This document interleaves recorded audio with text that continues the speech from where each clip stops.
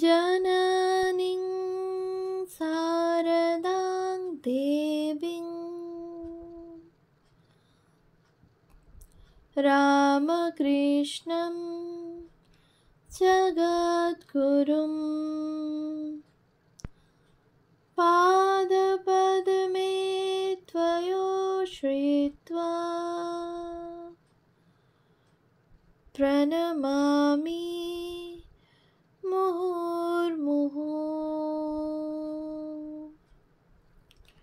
পূজনীয় স্বামী গম্ভীরানন্দজি মহারাজের রচনা শ্রীমা সারদা দেবী গ্রন্থ থেকে পাঠ, পৃষ্ঠা সংখ্যা 239, গৃহিণী।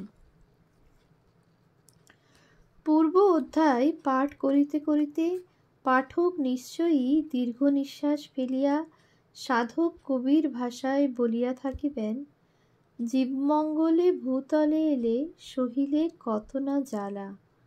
সে মর্মান্তিক দুঃখ অপনোদনের পূর্বেই কর্তব্যানুরোধে আমাদিগকে অনুরূপ আর এক অধ্যায় রচনায় প্রবৃত্ত হইতে হইবে। কারণ সত্য আমাদিগকে প্রকাশ করিতেই হইবে, উহা যতই নিদারুণ হোক না কেন। সঙ্গে সঙ্গে আমাদিগকে মনে রাখিতে হইবে যে বর্তমানকালে যাহারা যুগ প্রবর্তনার্থে অবতীর্ণ হইয়াছিলেন, তাহাদের আচরণ বা লীলাবিলাস কেবল প্রাচীনের পরিপ্রেক্ষিতে আলোচনা করিলে আমরা এই সকল জীবন বেদের তাৎপর্য গ্রহণে সম্পূর্ণ সমর্থ হইব না। এই সকল চরিত্রে বৈরাগ্যের চরম উৎকর্ষ যেমন ছিল, তেমনি ছিল দশের প্রতি অনিন্দ কল্যাণ স্পৃহা। এখানে তিতিক্ষাদি গুণরাজি পর্বতকন্দরে অনুসৃত না হইয়া নগরের জনকোলাহলের মধ্যে প্রকটিত হইয়াছিল। শ্রীরামকৃষ্ণ ত্যাগের মূর্ত বিগ্রহ হইয়াও আপন জননীর সেবা পরিত্যাগ করেন নাই। ভ্রাতুষ্পুত্র অক্ষয়ের মৃত্যুতে তিনি অশ্রু মোচন করিয়াছিলেন। সমীপাগতা সহধর্মিণীকে সাদরে গ্রহণপূর্বক শিক্ষা দীক্ষায় স্বীয় উত্তরাধিকারিণী করিয়া তুলিয়াছিলেন এবং জীব কল্যাণে জীবনপাত করিয়াছিলেন। স্বামী বিবেকানন্দজি সর্বত্যাগী হইয়াও মাতার সেবা ও সমাজ হিতার্থে হৃদয়ের শেষ রক্তবিন্দু মোক্ষণ করিয়াছিলেন। শ্রীমায়ের মন সাধারণ অর্থে কখনো সংসারে লিপ্ত হয় নাই, অথচ তাহারও জীবনে পারিবারিক ঘাত প্রতিঘাতের ফলে এমন এক মাতৃসুলভ অতুলনীয় সহানুভূতি, ধৈর্যশীলতা, অনুকম্পা ও স্নেহ মধুর ক্ষমা উৎসারিত হইয়াছিল, যাহার প্রয়োজন আমাদের নিকট বোধগম্য না হইলেও নবযুগের জন্য উহা নিশ্চয়ই কোনো নিগূঢ় উদ্দেশ্য প্রণোদিত ছিল।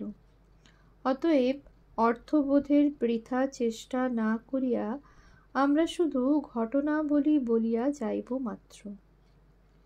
শ্রীযুক্তা যোগিনবার মনে একবার সন্দেহ জাগিয়াছিল, ঠাকুরকে দেখেছি এমন ত্যাগী, কিন্তু মাকে দেখছি ঘোর সংসারী, দিনরাত ভাই, ভাইপো ও ভাইঝিদের নিয়েই আছেন।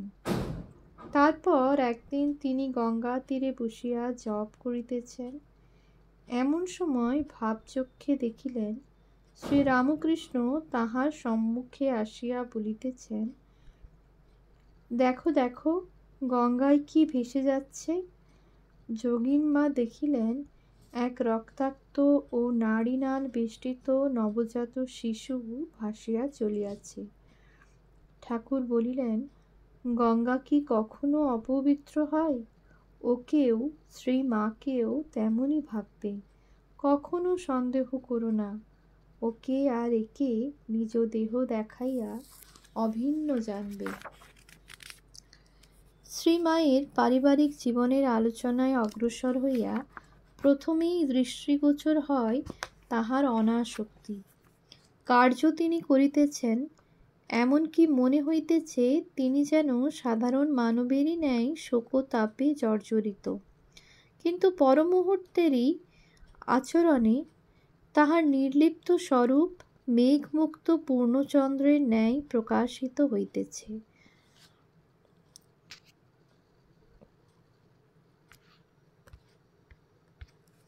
1325 সালের পৌষ মাসের প্রথম দিকে বেলা 10টা-11টার সময় জয়রামবাটিতে শ্রীমা সদর দরজার রোয়াকে বসিয়া আছেন।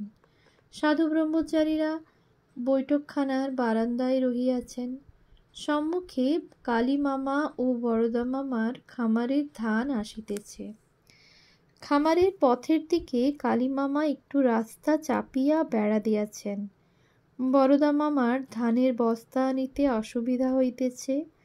ইহা লইয়া দুই ভ্রাতাই প্রথমে বচসা এবং পরে হাতাহাতির উপক্রম হইতেই শ্রীমা আর স্থির থাকিতে পারিলেন না। তাহাদের নিকটে গিয়া কখনো একজনকে বলিতেছেন, তোর অন্যায়, আবার কখনো অপরকে ধরিয়া টানিতেছেন। তিনি বয়সে ইহাদের অপেক্ষা অনেক বড়, উভয়কে কোলে পিঠে করিয়া মানুষ করিয়াছেন।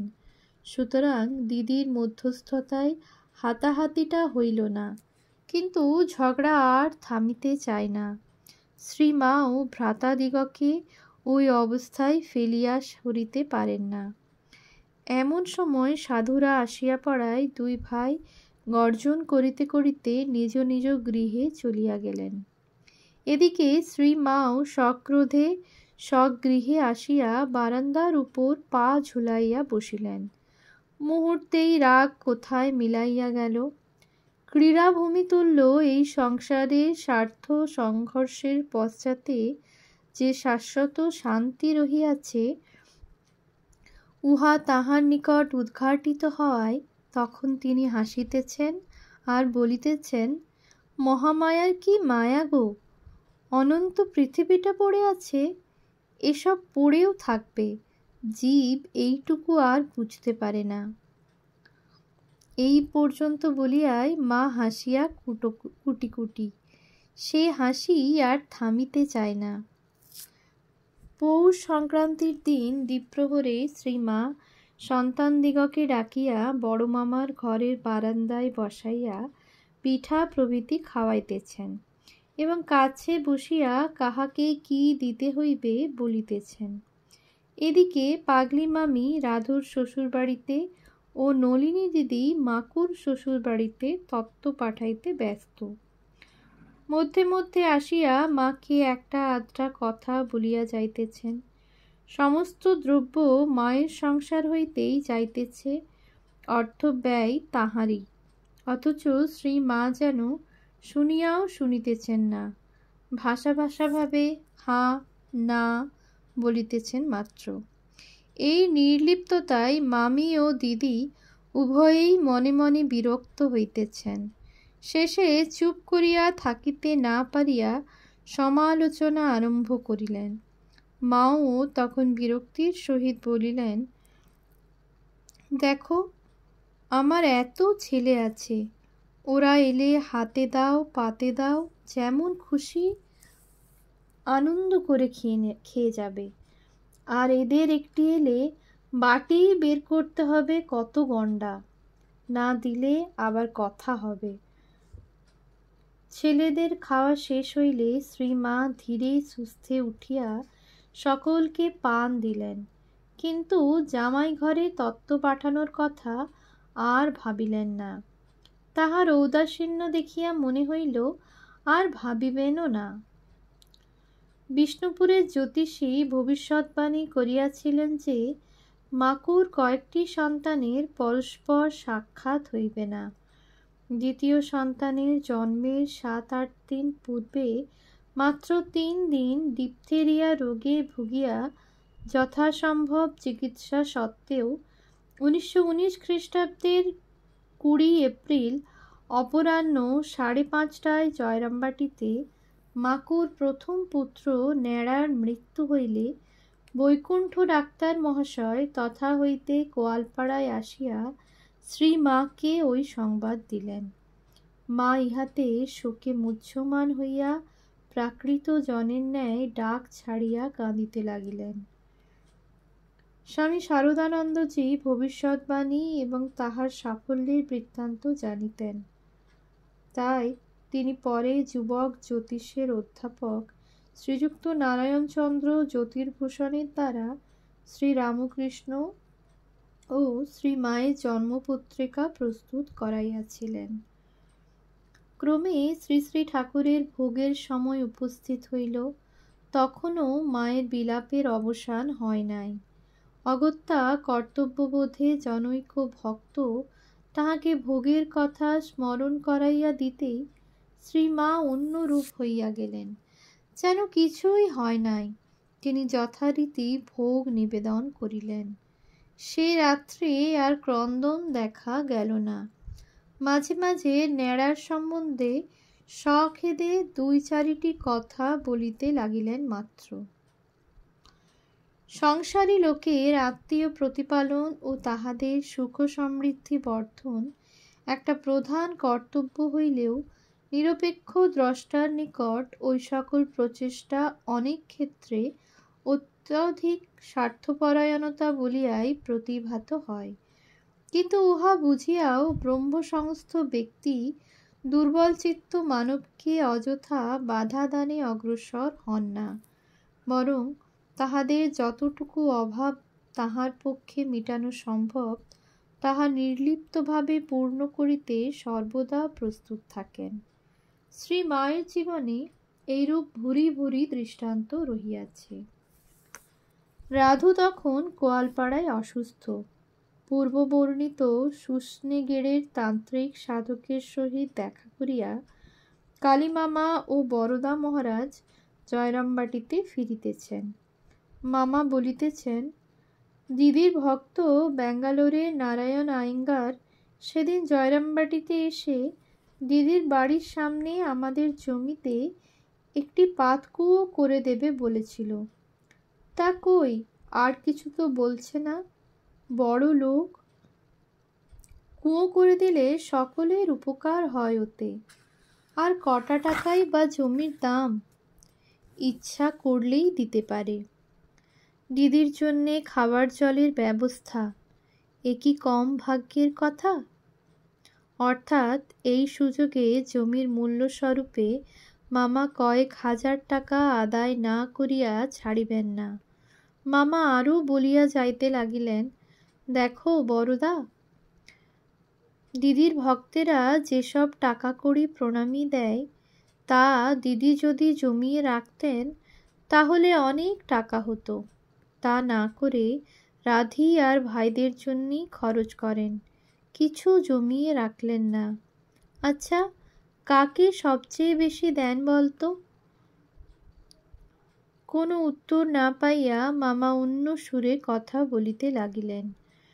দেখ বরদা, দিদির টাকাতে কোনো আসক্তি না থাকাতেই এত লোকে মানে। দিদি যদি সাধারণ লোকের মতো টাকাতে আসক্তি দেখাতেন তাহলে এ মান্য আজ হতো না। এই জন্যই তিনি মানবী নন, দেবী। বুঝলে বরদা? আহা, তোমরাই ধন্য, এত অল্প বয়সে ঘরবাড়ি সব ছেড়ে দিদির কাজে দিন রাত ছুটছ। সন্ধ্যার সময় শ্রীমা বরদা মহারাজের মুখে সব শুনিয়া সহাস্যে বলিলেন, কেলে টাকা টাকা করে অস্থির, অন্য চিন্তা চমৎকারা, বুদ্ধিমান হয় দিশেহারা। দিদিকে যেন টাকার গাছ ঠাউরেছে, তবে একটু ভক্তি শ্রদ্ধাও আছে। বিপদে আপদে কালই এসে দিদির পাশে দাঁড়ায়, বাকি সব তো দিতে পারলেই হলো।